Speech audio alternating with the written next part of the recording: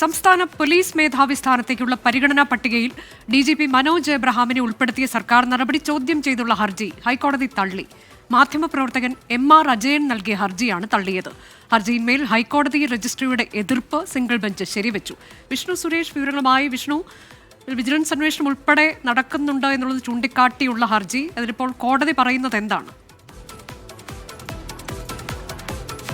Justice നഗരേഷിന്റെ ബെഞ്ചാണ് ഹർജി പരിഗണിച്ചത്. മാധ്യമപ്രവർത്തകനായ MR അജയനാണ് ഹർജി നൽകിയത്. സംസ്ഥാന പോലീസ് മേധാവിയുടെ പരിഗണനാ പട്ടികയിലേക്ക് മനോജ് എബ്രഹാമിനെ പരിഗണിച്ച നടപടി ചോദ്യം ചെയ്തായിരുന്നു ഹർജി. പക്ഷേ അതിൽ പൊതുതാൽപര്യപ്രകാരമുള്ള ഒന്നുമില്ല എന്നുള്ളതാണ് കോടതിയുടെ നിരീക്ഷണം. ഒപ്പം നിയമനം നടക്കാത്തൊരു കാര്യത്തിൽ എന്താണ് ഈ ഘട്ടത്തിൽ ഇങ്ങനൊരു ഹർജിയുടെ പശ്ചാത്തലമെന്ന് കോടതി ചോദിച്ചു.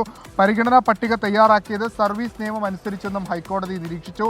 ഈ ഒരു പശ്ചാത്തലത്തിലാണ് ഹൈക്കോടതി രജിസ്ട്രിയുടെ എതിർപ്പ് നിലവിൽ കോടതി ശരിവെക്കുകയും ഈ ഹർജി തള്ളുകയും ചെയ്തത്. മനോജ് എബ്രഹാമിനെ സംബന്ധിച്ചിടത്തോളം ആശ്വാസകരമായ കാര്യമാണ്.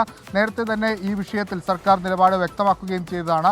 ആ ഒരു പശ്ചാത്തലത്തിൽ കൂടിയാണ് ജസ്റ്റിസ് നഗരേഷിന്റെ ബെഞ്ച് ഈ ഹർജി പൂർണ്ണമായും തള്ളിയിരിക്കുന്നത്. ഏറ്റവും പ്രധാനപ്പെട്ടത് നിയമനം നടക്കാത്തൊരു കാര്യത്തിൽ ഇതിൽ പൊതുതാൽപര്യമൊന്നുമില്ല എന്ന കോടതിയുടെ നിരീക്ഷണവും അതോടൊപ്പം ചട്ടങ്ങൾ പാലിച്ചു തന്നെയാണ് പരിഗണനാ പട്ടിക തയ്യാറാക്കിയതെന്ന നിരീക്ഷണവുമാണ് അനുജ.